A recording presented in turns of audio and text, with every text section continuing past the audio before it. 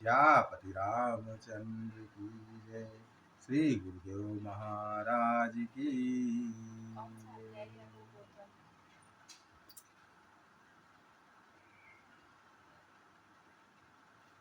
बाद में भी डाल सकते हैं। कई प्रिय बचन विवेकमय की मातु परितो, लगे प्रबोधन जान की प्रगति विपिन गुण धो। विवेकमय प्रिय वचन कहकर माताओं को संतुष्ट किया। फिर वन के गुण दोष प्रकट करके हुए जानकी जी को समझाने लगे। माता के सामने सीता जी से कुछ कहने में सकुचाते हैं, पर मन में यह समझकर कि यह समय ऐसा ही है, वे बोले, हे राजकुमारी, मेरी सिखावन सुनो। मन में कुछ दूसरी तरह ना समझ लेना। जो अपना और मेरा भला चाहती हो तो मेरा वचन मानकर घर रहो। हे भामनी, मेरी आज्ञा का पालन होगा। सास की सेवा बन पड़ेगी। घर रहने में सभी प्रकार से भलाई है। आदर पूर्वक सास ससुर के चरणों की पूजा सेवा करने से बढ़कर दूसरा कोई धर्म नहीं है। जब जब माता मुझे याद करेंगी और प्रेम से व्याकुल होने के कारण उनकी बुद्धि भूली हो जाएगी, वे अपने आप को भूल जाएंगी। हे सुंदरी, तब तब तुम कोमल वाणी से पुरानी कथाएं कह कहकर इन्हें समझाना। हे सुमुखी, मुझे सैकड़ों सौगंध है, मैं यह स्वभाव से ही कहता हूँ कि मैं तुम्हें केवल माता के लिए ही घर पर रखता हूँ। मेरी आज्ञा मानकर घर पर रहने से गुरु और वेद के द्वारा समस्त धर्म के आचरण का फल तुम्हें बिना ही कलेश के मिल जाता है। किंतु हट के वश होकर गलाव मुनि और राजा नुहूस आदि सबने संकट ही सहे। हे सुमुखी, हे सयानी, सुनो, मैं भी पिता के वचनों को सत्य करके शीघ्र ही लौटूंगा। दिन जाते देर नहीं लगेगी। हे सुंदरी, हमारी यह सीख सुनो। हे वामा, यदि प्रेमवश हट करोगी तो तुम परिणाम में दुख पाओगी। वन में बड़ा कठिन, कलेशदायक और भयानक है। वहाँ की धूप, जाड़ा, वर्षा और हवा सभी बड़े भयानक हैं। रास्ते में कुछ कांटे और बहुत से कंकड़ हैं। उन पर बिना जूते के पैदल ही चलना होगा। तुम्हारे चरण कमलों को सुंदर तुम्हारे चरण कमल कोमल और सुंदर हैं, और रास्ते में बड़े बड़े दुर्गम पर्वत हैं। पर्वतों की गुफाएं, खोदरे नदियां, नद और नाले ऐसे आगम्य हैं और गहरे हैं कि उनकी ओर देखा तक नहीं जाता। रीछ, बाघ, भेड़िए, सिंह और हाथी ऐसे भयानक शब्द करते हैं कि उन्हें सुनकर धीरज भाग जाता है। जमीन पर सोना, पेड़ों की छाल के वस्त्र पहनना और कंदमूल फल का भोजन करना होगा। और वे भी क्या सदा सब दिन मिलेंगे? सब कुछ अपने अपने समय के अनुकूल ही मिल सकेगा। मनुष्य को खाने वाले निशाचर राक्षस फिरते रहते हैं। वे करोड़ों प्रकार के कपट रूप धारण कर लेते हैं। पहाड़ का पानी बहुत ही लगता है। वन की विपत्ति बखानी नहीं जा सकती। वन में भीषण सर्प, भयानक पक्षी और स्त्री पुरुषों को चुराने वाले राक्षसों के झुंड रहते हैं। वन की भयंकरता याद आने मात्र से धीर पुरुष भी डर जाते हैं। फिर हे मृगलोचनी, तुम तो स्वभाव से ही डरपोक हो। हे हंसगामिनी, तुम वन के योग नहीं हो। तुम्हारे वन जाने की बात सुनकर लोग मुझे अपयश देंगे, बुरा कहेंगे। मानसरोवर के अमृत के समान जल से पाली हुई हंसनी कहीं खारे समुद्र में जी सकती है। नवीन आम के वन में विहार करने वाली कोयल क्या करीले के जंगल में शोभा पाती है।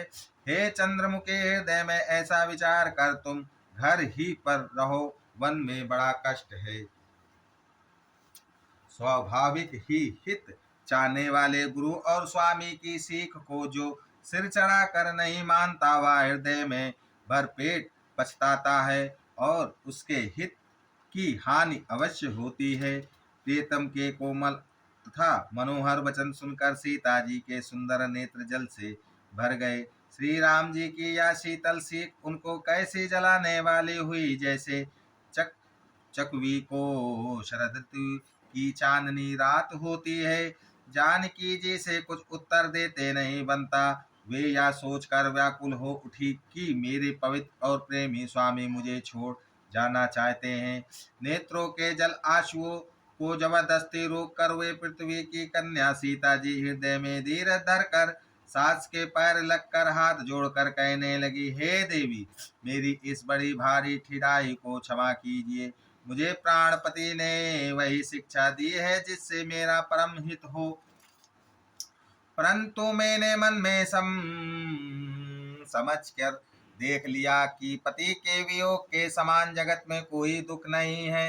हे प्राणनाथ, हे दया के धाम, हे सुंदर, हे सुखों के देने वाले, हे सुजान, हे रघुकुल रूपी कुमुद के खिलाने वाले चंद्रमा, आपके बिना स्वर्ग भी मेरे लिए नरक के समान है। माता पिता बहन प्यारा भाई प्यारा परिवार, मित्रों का समुदाय, सास ससुर गुरु स्वजन बंधु बंधुआ सहायक और सुंदर सुशील और सुख देने वाला पुत्र, हे नाथ, जहाँ तक स्नेह और नाते हैं, पति के बिना स्त्री को सभी सूर्य से भी बढ़कर तपाने वाले हैं। शरीर धन घर पृथ्वी नगर और राजपति के बिना स्त्री के लिए यह सब शोक का समाज है, भोग रोग के समान है, गहने भार रूप है और संसार यम यातना नरक की पीड़ा के समान है। हे प्राणनाथ, आपके बिना जगत में मुझे कहीं कुछ भी सुखदायी नहीं है। जैसे बिना जीवन के दे और बिना जल के नदी, वैसे ही हे नाथ बिना पुरुष के स्त्री है। हे नाथ, आपके साथ रहकर आपका शरद पूर्णिमा के निर्मल चंद्रमा के समान मुक्त देने में मुझे समस्त सुख प्राप्त होंगे। हे नाथ, आपके साथ पक्षी और पशु ही मेरे कुटुंबी होंगे, वन ही नगर और वृक्षों की छाल ही निर्मल वस्त्र होंगे और पर्णकुटी पत्तों की बनी झोपड़ी ही स्वर्ग के समान सुखों की मूल होगी। उदार हृदय के वन देवी और वन देवता ही सास ससुर के समान मेरी सार संभार करेंगे और कुशा और पत्तों के सुंदर साथरी बिछौना ही प्रभु के साथ कामदेव की मनोहर मनो मनोहर तोषक के समान होंगे। कंद मूल और फल ही अमृत के समान आहार होंगे और वन के पहाड़ ही अयोध्या के सैकड़ों राजमहल के समान होंगे। क्षण क्षण में प्रभु के चरण कमलों को देख देख कर मैं ऐसी आनंदित रहूंगी जैसी दिन में चकवी रहती है। हे नाथ, आपने वन के बहुत से दुख और बहुत से भय विषाद और संताप कहे, परंतु हे कृपा निदान वे सब मिलकर भी प्रभु आपके वियोग से होने वाले दुख के लवलेश के समान भी नहीं हो सकते। ऐसा जी में जानकर है सुजान शिरोमणि, आप मुझे साथ ले लीजिए, ये ना छोड़िए। हे स्वामी, मैं अधिक क्या विनती करूं, आप करुणामय हैं और सबके हृदय के अंदर की जानने वाले हैं। हे दीन बंधु, हे सुंदर, हे सुख देने वाले, हे शील और प्रेम के भंडार, यदि अवधि 14 वर्ष तक मुझे अयोध्या में रखते हैं तो जान लीजिए कि मेरे प्राण नहीं रहेंगे। क्षण क्षण में आपके चरण कमलों को देखते रहने से मुझे मार्ग चलने में थकावट ना होगी। हे प्रियतम, मैं सभी प्रकार से आपकी सेवा करूंगी और मार्ग चलने से होने वाली सारी थकावटों को दूर कर दूंगी। आपके पैर धोकर पेड़ों की छाया में बैठकर मन से प्रसन्न होकर हवा करूंगी, पंखा झलूंगी। पसीने की बूंदों सहित श्याम शरीर को देखकर प्राणपति के दर्शन करते हुए दुख के लिए मुझे आकाश ही कहाँ रहेगा। समतल भूमि पर घास और पेड़ों के पत्ते बिछाकर या दासी रात भर आपके चरण दबावेगी बार बार आपकी कोमल मूर्ति को देखकर मुझको गर्म हवा भी ना लगेगी। प्रभु के साथ रहते मेरी और आंख उठा कर देखने वाला कौन है, अर्थात कोई नहीं देख सकता। जैसी सिंह की स्त्री सिंगनी को खरगोश और सियार नहीं देख सकते, मैं सुकुमारी हूँ और नाथवन के योग हैं। आपको तो तपस्या उचित है और मुझको विषय भोग। ऐसे कठोर वचन सुनकर भी जब मेरा हृदय ना फटा तो हे प्रभु मालूम होता है ये पामर प्राण आपके वियोग का भीषण दुख सहेगा। ऐसा कहकर सीता जी बहुत ही व्याकुल हो गई। वे वचन के वियोग को भी संभाल सकी, अर्थात शरीर से वियोग की बात तो अलग रही, वचन से भी वियोग की बात सुनकर वे अत्यंत विकल हो गई। उनकी यह दशा देखकर श्री रघुनाथ जी ने अपने जी में जान लिया कि हठ पूर्वक इन्हें यहाँ रखने से ये प्राणों को ना रखेगी। तब कृपालु सूर्यकुल के स्वामी श्री रामचंद्र जी ने कहा कि सोच छोड़कर मेरे साथ वन को चलो, आज विषाद करने का अवसर नहीं है, तुरंत वन गमन की तैयारी करो। श्री रामचंद्र जी ने प्रिय वचन कहकर प्रियतमा सीता जी को समझाया, फिर माता के पैरों लगकर आशीर्वाद आशीर्वाद प्राप्त किया। माता ने कहा, बेटा जल्दी लौटकर प्रजा के दुख को मिटाना और या निठुर माता तुम्हें भूल ना जाए। हे विधाता, क्या मेरी दशा भी फिर पलटेगी? क्या मेरे नेत्रों से मैं इस मनोहर जोड़ी को फिर देख पाऊंगी? हे पुत्र, वह सुंदर दिन और शुभ घड़ी कब होगी जब तुम्हारे जननी जीते जी तुम्हारा चांद सा मुखड़ा फिर देखेगी? हे तात, वत्स कहकर, लाल कहकर, रघुपति कहकर, रघुवर कहकर मैं फिर कब तुम्हें बुलाकर हृदय से लगाऊंगी और हर्षित होकर तुम्हारे अंगों को देखूंगी? यह देख कर कि माता स्नेह के मारे अधीर हो गई है और इतनी अधिक व्याकुल है कि मुंह से वचन नहीं निकलता। श्री रामचंद्र जी ने अनेक प्रकार से उन्हें समझाया, वह समय और स्नेह वर्णन नहीं किया जा सकता। तब जानकी जी सास के पांव लगी और बोली, है माता सुनिए, मैं बड़ी ही भागनी हूँ। आपकी सेवा करने के समय देव ने मुझे वनवास दे दिया, मेरा मनोरथ सफल न किया।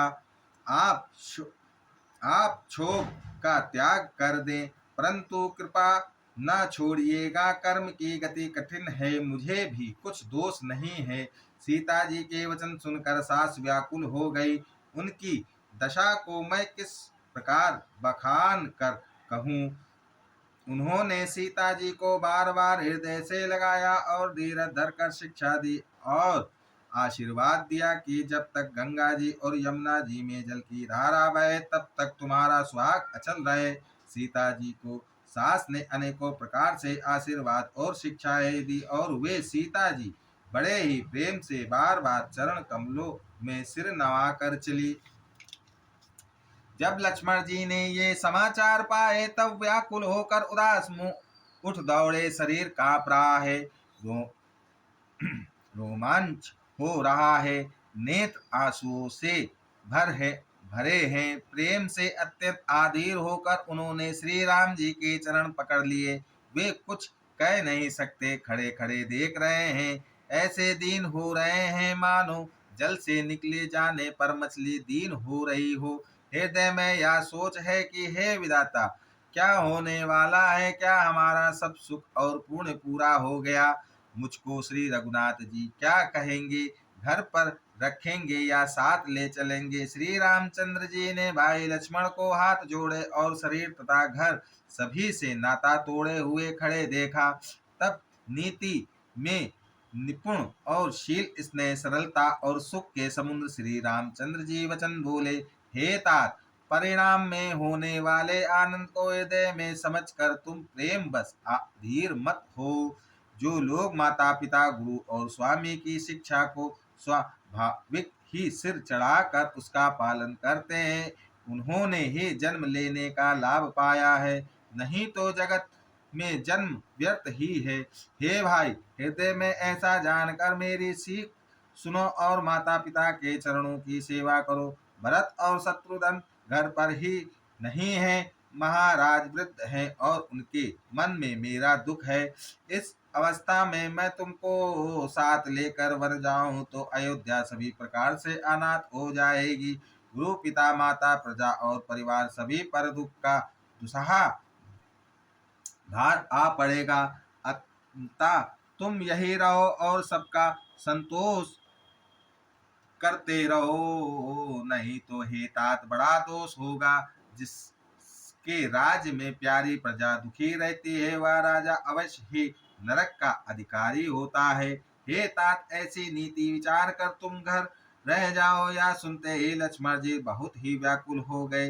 इन शीतल वचनों से वे कैसे सूख गए, जैसे पाले के स्पर्श से कमल सूख जाता है। प्रेम बस लक्ष्मण जी कुछ उत्तर देते नहीं बनता। उन्होंने व्याकुल होकर श्री रामचंद्र जी के चरण पकड़ लिए और कहा, हे नाथ, मैं दास हूँ और आप स्वामी हैं, अतः आप मुझे छोड़ ही दे तो मेरा क्या वश है। हे स्वामी, आपने मुझे सीख तो बड़ी अच्छी दी है, पर मुझे अपनी कायरता सेवा मेरे लिए अगम पहुँच के बाहर लगी। शास्त्र और नीति के तो वे ही श्रेष्ठ पुरुष अधिकारी हैं जो धीर है और धर्म की धूरी को धारण करने वाले हैं। मैं तो प्रभु आपके स्नेह में पला हुआ छोटा बच्चा हूँ। कहीं हंस भी मंदराचल या सुमेरु पर्वत को उठा सकते हैं। हे नाथ, स्वभाव से ही कहता हूँ, आप विश्वास करें, मैं आपको छोड़कर गुरु पिता माता किसी को भी नहीं जानता। जगत में जहाँ तक स्नेह का संबंध प्रेम और विश्वास है, जिनको स्वयं वेद ने गाया है। हे स्वामी, हे दीन बंधु, हे सबके हृदय के अंदर की जानने वाले, मेरे तो वे सब कुछ केवल आप ही है। धर्म और नीति का उपदेश तो उसी को करना चाहिए जिसे कीर्ति विभूति ऐश्वर्य या सद्वृत्त प्यारी हो। किंतु जो मन वचन और कर्म से चरणों में ही प्रेम रखता हो, हे कृपा सिंधु, क्या वह भी त्यागने के योग्य है।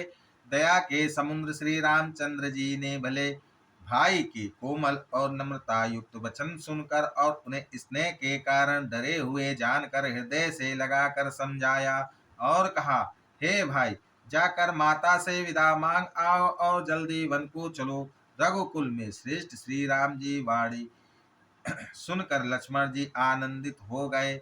बड़ी हानि दूर हो गई और बड़ा लाभ हुआ। वे हर्षित हृदय से माता सुमित्रा जी के पास आए, मानो अंधा फिर से नेत्र पा गया हो। उन्होंने जाकर माता के चरणों में मस्तक नवाया, किंतु उनका मन रघुकुल को आनंद देने वाले श्री राम जी और जानकी जी के साथ था। माता ने उदास मन देखकर उनसे कारण पूछा। लक्ष्मण जी ने सब कथा विस्तार से कह सुनाई। सुमित्रा जी कठोर वचनों को सुनकर ऐसी सहम गई जैसे हिरनी चारों ओर वन में आग लगी देखकर सहम जाती है। लक्ष्मण जी ने देखा कि आज अब अनर्थ हुआ है, ये स्नेहवश काम बिगाड़ देगी, इसलिए वे विदा मांगते हुए डर के मारे सकुचाते हैं और मन ही मन सोचते हैं कि हे विधाता, माता साथ जाने को कहेगी या नहीं। सुमित्रा जी ने श्री राम जी और श्री सीता जी के रूप, सुंदर शील और स्वभाव को समझकर और उन पर राजा का प्रेम देखकर अपना सिर धुना पीटा और कहा कि पापनी के कई ने बुरी तरह घात लगाया, परंतु कुसमय जानकर धैर्य धारण किया और स्वभाव से ही हित चाहने वाली सुमित्रा जी को मलवाणी से बोली, हे तात, जानकी जी तुम्हारी माता है और सब प्रकार से स्नेह करने वाले श्री रामचंद्र जी तुम्हारे पिता हैं। जहाँ श्री राम जी का निवास हो वहीं अयोध्या है, जहाँ सूर्य का प्रकाश हो वही दिन है। यदि निश्चय ही सीता रामवन को जाते हैं तो अयोध्या में तुम्हारा कुछ भी काम नहीं है। गुरु पितु गुरु पिता माता भाई देवता और स्वामी, इन सब की सेवा प्राणों के समान करनी चाहिए। फिर श्री रामचंद्र जी तो प्राणों के भी प्रिय हैं, हृदय के भी जीवन हैं और सभी के स्वार्थ रहित सखा हैं। जगत में जहाँ तक पूजनीय और परम प्रिय लोग हैं, वे सब राम जी के नाते से ही पूजनीय और परम प्रिय मानने योग्य हैं। हृदय में ऐसा जानकर हे तात उनके साथ बन जाओ और जगत में जीने का लाभ उठाओ। मैं बलिहारी जाती हूँ, हे पुत्र मेरे समेत तुम बड़े ही सौभाग्य के पात्र हुए, जो तुम्हारे चित्त ने छल छोड़कर श्री राम जी के चरणों में स्थान प्राप्त किया है। संसार में वही युवती स्त्री पुत्रवधे है जिसका पुत्र श्री रघुनाथ जी का भक्त हो, नहीं तो जो राम से विमुख पुत्र से अपना हित जानती है, वह तो बांझ ही अच्छी पशु की भांति उसका बयान बयाना पुत्र प्रसव करना व्यर्थ ही है। तुम्हारे भाग्य से श्री राम जी वन को जा रहे हैं, हे तात दूसरा कोई कारण नहीं है। संपूर्ण पुण्यों का सबसे बड़ा फल यही है कि श्री सीता राम जी के चरणों में स्वाभाविक प्रेम हो। राग रोष ईर्ष्या मत और मोह इनके वश स्वप्न में भी मत होना। सब प्रकार के विकारों का त्याग कर मन वचन और कर्म से श्री सीता राम जी की सेवा करना। तुमको वन में सब प्रकार से आराम है, जिसके साथ श्री राम जी और श्री सीता जी रूप पिता माता है। हे पुत्र तुम वही करना जिससे श्री रामचंद्र जी वन में कलेश ना पावे, मेरा यही उपदेश है। हे तात मेरा यही उपदेश है, अर्थात तुम वही करना जिससे वन में तुम्हारे कारण श्री राम जी और श्री सीता जी सुख पावे और पिता माता प्रिय परिवार तथा नगर के सुखों की याद भूल जाए। तुलसीदास जी कहते हैं कि सुमित्रा जी ने इस प्रकार हमारे प्रभु लक्ष्मण जी को शिक्षा देकर वन जाने की आज्ञा दी और फिर यह आशीर्वाद दिया कि श्री सीता जी और श्री रघुनाथ जी के चरणों में तुम्हारे निर्मल निष्काम और अनन्य एवं प्रांगण प्रेम नित नित नया हो। माता के चरणों में सिर नवाकर हृदय में डरते हुए कि अब भी कोई विध ना आ जाए, लक्ष्मण जी तुरंत इस तरह चल दिए जैसे सौभाग्यवश कोई हिरन कठिन फंदे को तुड़ाकर भाग निकला हो। लक्ष्मण जी वहां गए जहां श्री जानकी नाथ जी थे और प्रिय का साथ पाकर मन में बड़े ही प्रसन्न हुए। श्री राम जी और सीता जी के सुंदर चरणों की वंदना करके वे उनके साथ चले और राजभवन में आए। नगर के स्त्री पुरुष आपस में कह रहे हैं कि विधाता ने खूब बनाकर बात बिगाड़ी, उनके शरीर दुबले, मन दुखी और मुख उदास हो रहे हैं। वे ऐसे व्याकुल हैं जैसे शहद छिन लिए जाने पर शहद की मक्खियां व्याकुल हो। सब हाथ मल रहे हैं और सिर धुनकर पीट कर पछता रहे हैं, मानो बिना पंख के पक्षी व्याकुल हो रहे हैं। राजद्वार पर बड़ी भीड़ हो रही है, अपार विषाद का वर्णन नहीं किया जा सकता। श्री रामचंद्र जी पधारे हैं, ये प्रिय वचन कहकर मंत्री ने राजा को उठाकर बैठाया। सीता सहित दोनों पुत्रों को वन के लिए तैयार देखकर राजा बहुत व्याकुल हुए। सीता सहित दोनों सुंदर पुत्रों को देख देख कर राजा अकुलाते हैं और स्नेहवश बारंबार उन्हें हृदय से लगा लेते हैं।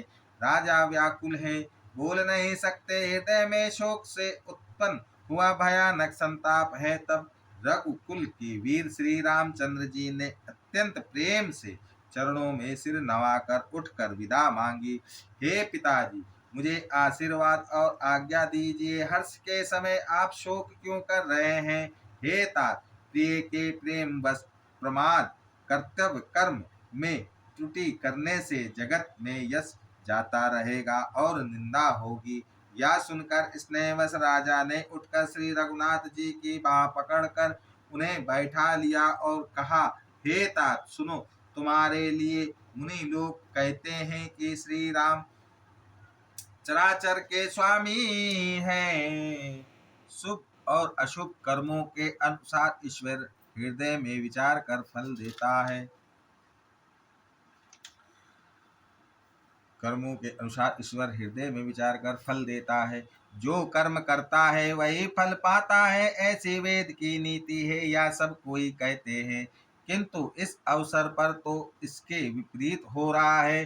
अपराध तो कोई और ही करे और उसके फल का भोग कोई और ही पावे। भगवान की लीला बड़ी ही विचित्र है, उसे जानने योग्य जगत में कौन है।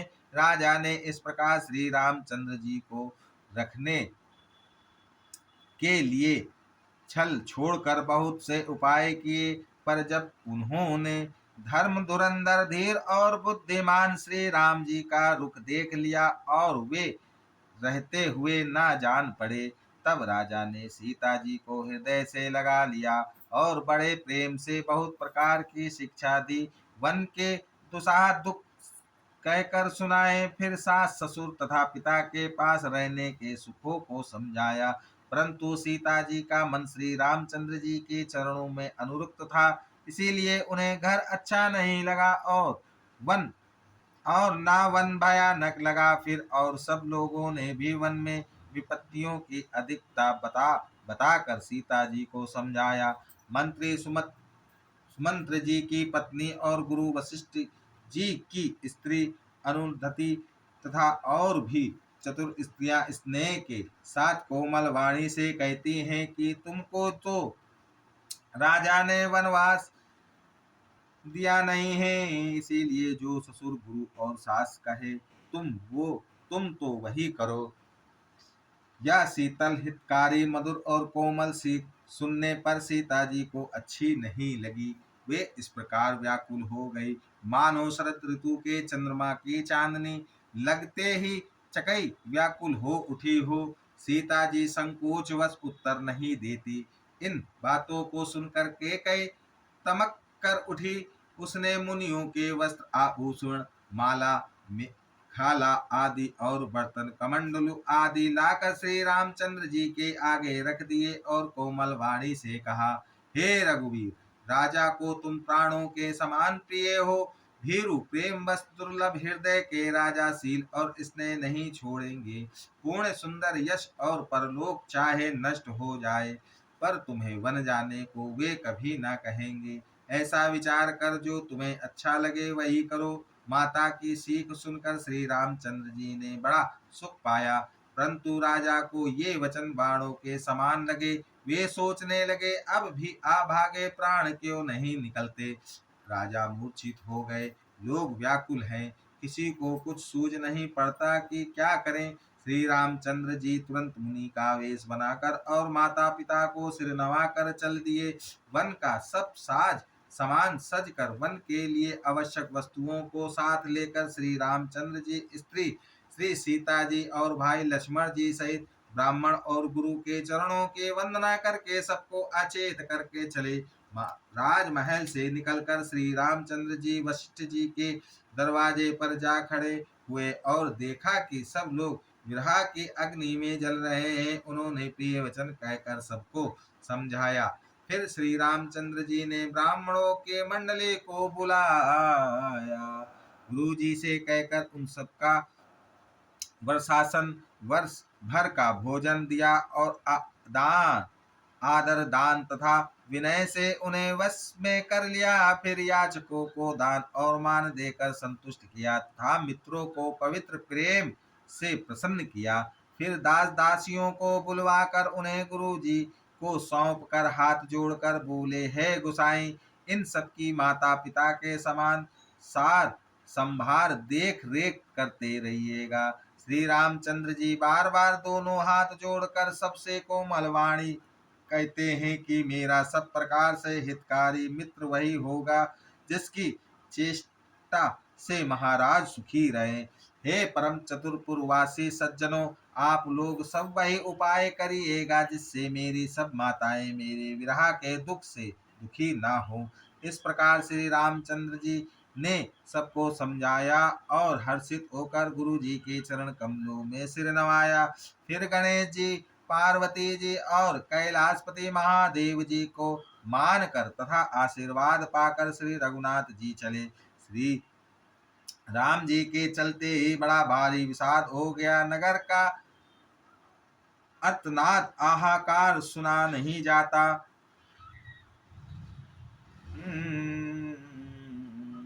लंक में बुरे शकुन होने लगे। अयोध्या में अत्यंत शोक छा गया और देवता और देवलोक में सब हर्ष और विषाद दोनों के वश हो गए। हर्ष इस बात का था कि अब राक्षसों का नाश होगा और विषाद अयोध्या निवासियों के शोक के कारण था। मूर्छा दूर हुई तब राजा जागे और सुमंत्र को बुलवा कर ऐसा कहने लगे, श्री राम वन को चले गए पर मेरे प्राण नहीं जा रहे हैं। ना जाने ये किस सुख के लिए शरीर में पिट रहे हैं। इससे अधिक बलवती और कौन सी व्यथा होगी जिस दुख को पाकर प्राण शरीर को छोड़ेंगे। फिर धीरज धरकर राजा ने कहा, हे सखा, तुम रथ लेकर श्री राम के साथ जाओ। अत्यंत सुकुमार दोनों कुमारों को और सुकुमारी जानकी को रथ में चढ़ाकर वन दिखलाकर 4 दिन के बाद लौट आना।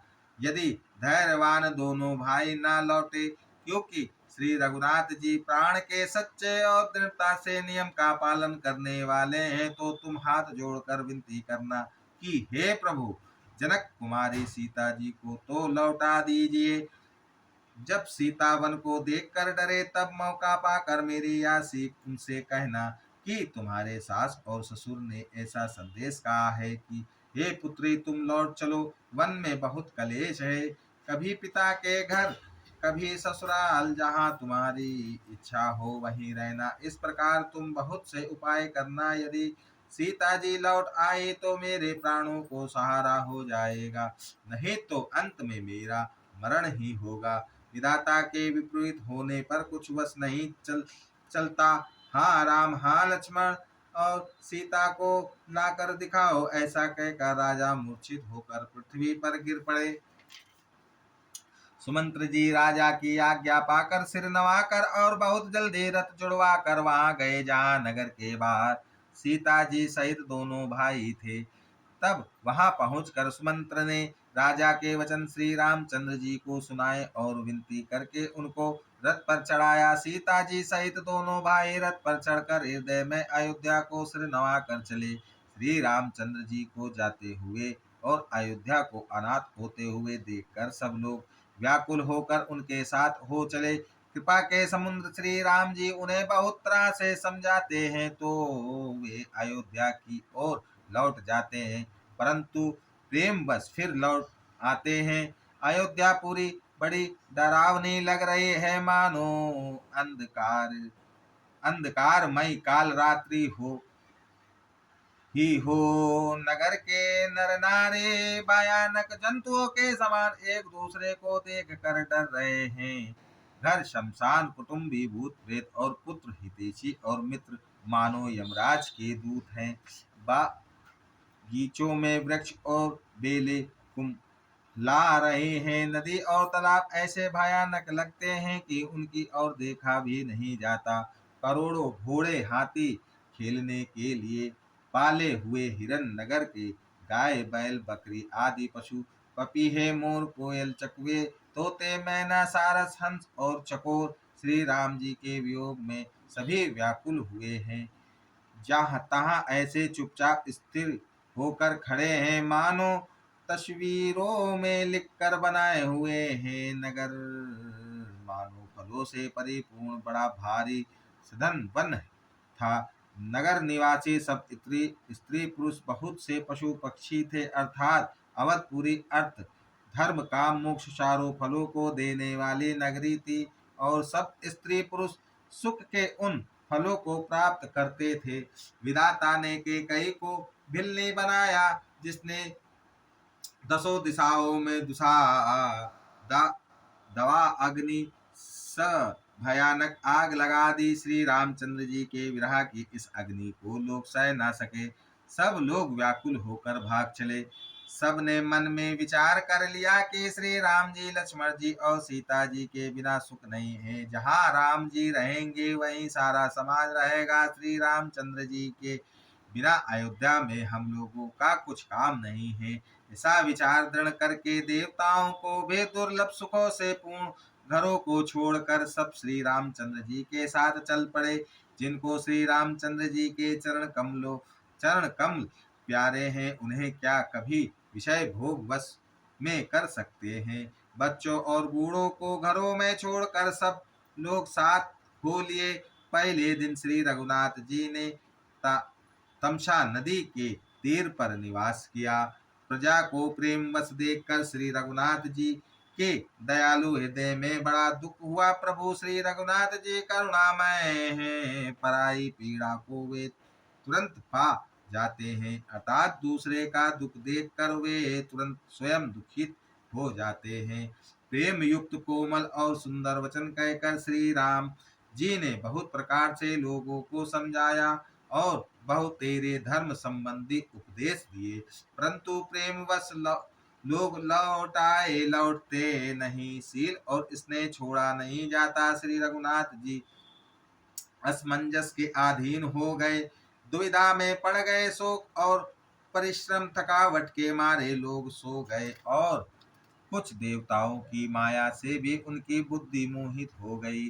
जब दोपहर रात बीत गई, तब श्री रामचंद्र जी ने प्रेम पूर्वक मंत्री सुमंत्र से कहा, हे तात, रथ की खोज मार कर अर्थात पहियों के चिन्ह से दिशा का पता ना चले, इस प्रकार रथ को हाँकिए और किसी उपाय से बात नहीं बनेगी। शंकर जी की चरणों में सिर नवाकर श्री राम जी, लक्ष्मण जी और सीता जी रथ पर सवार हुए। मंत्री ने तुरंत ही रथ को इधर उधर खोजा, छिपा कर चला दिया। सवेरा होते ही सब लोग जागे तो बड़ा शोर मचा कि श्री रघुनाथ जी चले गए, कहीं रथ का खोज नहीं पाते। सब हा राम पुकारते हुए चारों ओर दौड़ रहे हैं, मानो समुद्र में जहाज डूब गया हो, जिससे व्यापारियों का समुदाय बहुत ही व्याकुल हो उठा हो। वे एक दूसरे को उपदेश देते हैं कि श्री रामचंद्र जी ने हम लोगों को कले हम लोगों को कलेश होगा या जानकर छोड़ दिया है। वे लोग अपनी निंदा करते हैं और मछलियों के सराहना करते हैं, कहते हैं श्री रामचंद्र जी के बिना हमारे जीने का धिक्कार है। विधाता ने यदि प्यारे का वियोग ही रचा तो फिर उसने मांगने पर मृत्यु क्यों नहीं दी। इस प्रकार बहुत से प्रलाप करते हुए वे संताप से भरे हुए अयोध्या जी में आए। उन लोगों के विषम वियोग की दशा का वर्णन नहीं किया जा सकता। 14 साल की अवधि की आशा से ही वे प्राणों को रख रहे हैं। सब स्त्री पुरुष श्री रामचंद्र जी के दर्शन के लिए नियम और व्रत करने लगे और ऐसे दुखी हो गए जैसे चकवा चकवे और कमल सूर्य के बिना दीन हो जाते हैं। सीता जी और मंत्री सहित दोनों भाई श्रृंगवेरपुर जा पहुंचे। वहां गंगा जी को देखकर श्री राम जी रथ से उतर पड़े और बड़े हर्ष के साथ उन्होंने दंडवत की। लक्ष्मण जी, सुमंत और सीता जी ने भी प्रणाम किया। सबके साथ श्री रामचंद्र जी ने सुख पाया। गंगा जी समस्त आनंद मंगलों की मूल है, वे सब सुखों की करने वाली और सब पीड़ाओं की हरने वाली है। अनेक कथा प्रसंग कहते हुए श्री राम जी गंगा जी की तरंगों को देख रहे हैं। उन्होंने मंत्री को, छोटे भाई लक्ष्मण जी को और प्रिय सीता जी को देव नदी गंगा जी की बड़ी महिमा सुनाई। इसके बाद सबने स्नान किया, जिससे मार्ग का सारा श्रम थकावट दूर हो गया और पवित्र जल पीते ही मन प्रसन्न हो गया। जिनके स्मरण मात्र से बार बार जन्मने और मरने का महान श्रम मिट जाता है, उनको श्रम होना या केवल लौकिक व्यवहार नर लीला है। शुद्ध प्राकृति जन त्रिगुणों से रहित मायातीत दिव्य मंगल विग्रह सच्चिदानंद कनक स्वरूप सूर्य कुल के ध्वज रूप भगवान श्री रामचंद्र जी मनुष्यों के सदृश ऐसे चरित्र करते हैं, जो संसार रूपी समुद्र के पार उतरने के लिए पुल के समान है। जब निषाद राज ग्रह ने यह खबर पाई तब आनंदित होकर उसने अपने प्रियजनों और भाई बंधुओं को बुला लिया और भेंट देने के लिए फल फूल कंद लेकर और उन्हें भारी बहागियों बहागियों में भर कर मिलने के लिए चला। उसके हृदय में हर्ष का पार नहीं था। दंडवत करके भेंट सामने रख कर वह अत्यंत प्रेम से प्रभु को देखने लगा। श्री रघुनाथ जी ने स्वाभाविक स्नेह के वश होकर उसे अपने पास बैठा कर कुशल पूछी। निषाद राज ने उत्तर दिया, हे नाथ, आपके चरण कमल के दर्शन से ही कुशल हैं। आपके चरणाविंदों के दर्शन कर आज मैं भाग्यवान पुरुषों की गिनती में आ गया। हे देव, या पृथ्वी धन और घर सब आपका है। मैं तो परिवार सहित आपका नीच सेवक हूँ। अब कृपा करके श्रृंगवेरपुर में पधारिए और इस दास की प्रतिष्ठा बढ़ाइए, जिससे सब लोग मेरे भाग्य की बड़ाई करें। श्री रामचंद्र जी ने कहा, हे सुजान सखा, तुम ने जो कुछ कहा सब सत्य है, परंतु पिताजी ने मुझको और ही आज्ञा दी है। उनके आज्ञा अनुसार मुझे 14 वर्ष तक मुनियों का व्रत और वेश धारण कर और मुनियों के योग आहार करते हुए वन में ही बसाना है। गांव के भीतर निवास करना उचित नहीं है। यह सुनकर ग्रह को बड़ा दुख हुआ। श्री राम जी लक्ष्मण जी और सीता जी के रूप को देखकर गांव के स्त्री पुरुष प्रेम के साथ चर्चा करते हैं। कोई कहती है, हे सखी कहो तो वे माता पिता कैसे हैं जिन्होंने ऐसे सुंदर सुकुमार बालकों को वन में भेज दिया है। कोई एक कहते हैं, राजा ने अच्छा ही किया, इसी बहाने हमें भी ब्रह्मा ने नेत्रों का लाभ दिया। तब निषाद राज ने हृदय में अनुमान किया तो अशोक के पेड़ को उनके ठहरने के लिए मनोहर समझा। उसने श्री रघुनाथ जी को ले जाकर वह स्थान दिखाया। श्री रामचंद्र जी ने देखकर कहा कि यह सब प्रकार से सुंदर है। पूर्ववासी लोग जो हार वंदना करके अपने अपने घर लौटे और श्री रामचंद्र जी संध्या करने पधारे। गुह ने इसी बीच कुश और कोमल पत्तों की कोमल और सुंदर साथरी सजाकर बिछा दी और पवित्र मीठे और कोमल देख देख कर दोनों में भर भर कर फल मूल और पानी रख दिया, अथवा अपने हाथ से फल मूल दोनों में भर भर कर रख दिया। सीता जी, सुमंत्र जी और भाई लक्ष्मण जी सहित कंद मूल फल खाकर रघुकुल मणि श्री रामचंद्र जी लेट गए। भाई लक्ष्मण जी उनके पैर दबाने लगे। फिर प्रभु श्री रामचंद्र जी को सोते जान कर लक्ष्मण जी उठे और कोमलवाड़ी से मंत्री सुमंत्र जी को सोने के लिए कहकर वहां से कुछ दूर पर धनुष बाण से सजकर वीरासन से बैठकर जागने पहरा देने लगे। गुह ने विश्वास पात्र पहरेदार को बुलाकर अत्यंत प्रेम से जगह जगह नियुक्त करा दिया और आप कमर में तरकस बांधकर तथा धनुष पर बाण चढ़ाकर लक्ष्मण जी के पास जा बैठा। प्रभु को जमीन पर सोते देख कर प्रेम बस निषाद राज के हृदय में विषाद हो आया। उसका शरीर पुलकित हो गया और नेत्रों से प्रेम आंसुओं का जल बहने लगा। वह प्रेम सहित लक्ष्मण जी से वचन कहने लगा, महाराज, दशरथ जी का महल तो स्वभाव से ही सुंदर है। इंद्र भवन भी जिसकी समानता नहीं पा सकता। उसमें सुंदर मणियों के रचे चौबारे छत के ऊपर बंगले हैं, जिन्हें मानोरति के पति कामदेव ने अपने ही हाथों सजा कर बनाया है, जो पवित्र बड़े ही विलक्षण सुंदर भोग पदार्थों से पूर्ण और फूलों की सुगंध से सुवासित है, जहाँ सुंदर पलंग और मणियों के दीपक हैं तथा सब प्रकार का पूरा आराम है, जहाँ ओढ़ने बिछाने के अनेकों वस्त्र तकिए और गद्दे हैं, जो दूध की फेन के समान कोमल निर्मल उज्ज्वल और सुंदर हैं।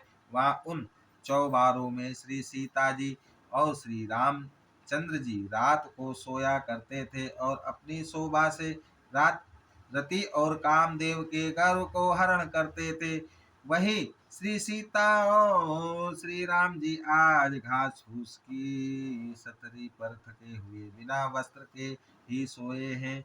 ऐसी दशा में वे देखे नहीं जाते। माता पिता कुटुंबी पुरवासी प्रजा मित्र अच्छे शील स्वभाव के दास और दासियां सब जिनकी अपने प्राणों की तरह सार संभार करते थे, वही प्रभु श्री रामचंद्र जी आज पृथ्वी पर सो रहे हैं।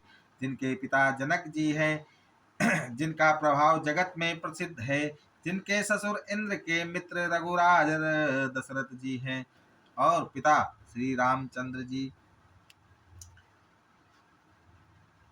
और पति श्री रामचंद्र जी हैं, वही जानकी जी आज जमीन पर सो रहे हैं। विधाता किसको प्रतिकूल नहीं होता। सीता जी और श्री रामचंद्र जी क्या वन के योग्य हैं। लोग सच कहते हैं कि कर्म भाग्य ही प्रधान है। कैकई राज की लड़की नीच बुद्धि के कई ने बड़ी ही कुटिलता की, जिसने रघुनंदन श्री राम जी को और जानकी जी को सुख के समान दुख दिया। वह सूर्य कुल रूपी वृक्ष के लिए कुल्हाड़ी हो गई। उस कुबुद्धि संपूर्ण विश्व को दुखी कर दिया। श्री राम सीता को जमीन पर सोते हुए देख कर निषाद को बड़ा दुख हुआ। तब लक्ष्मण जी ज्ञान वैराग और भक्ति के रस से सनी हुई मीठी और कोमल वाणी बोले, हे भाई, कोई किसी को सुख दुख का देने वाला नहीं है। सब अपने ही किए हुए कर्मों का फल भोगते हैं। संयोग मिलना वियोग बिछुड़ना भले बुरे भोग शत्रु मित्र और उदासीन ये सभी भ्रम के फंदे हैं। जन्म मृत्यु संपत्ति विपत्ति कर्म और काल जहाँ तक जगत के जंजाल हैं। धरती घर धन नगर परिवार स्वर्ग और नरक आदि जहाँ तक व्यवहार है, जो देखने सुनने और मन के आनंद विचरने में आते हैं, इन सब का मूल मोह अज्ञान ही है।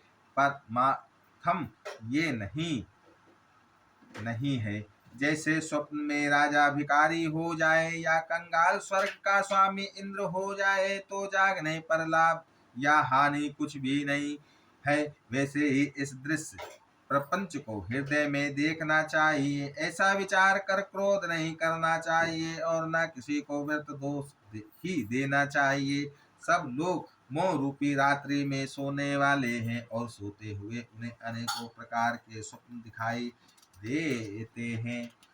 इस जगत रूपी रात्रि में योगी लोग जगह जागते हैं, जो परमारती हैं और प्रपंच माइक जगत से छूटे हुए हैं। जगत में जीव को जागा हुआ तभी जानना चाहिए जब संपूर्ण भोग विलासों से वैराग्य हो जाए।